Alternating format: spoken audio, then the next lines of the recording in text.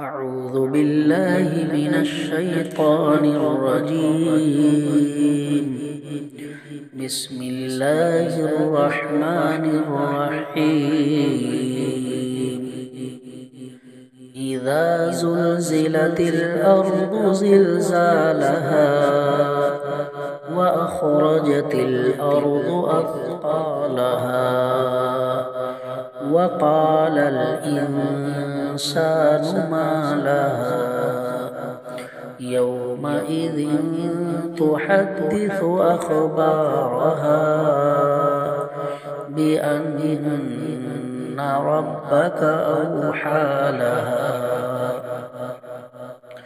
يومئذ يصدر الناس أشتاتا ليروا أعمالهم فمن يعمل مثقال ذرة خيرا يره ومن يعمل مثقال ذرة شرا يره. صدق الله العظيم.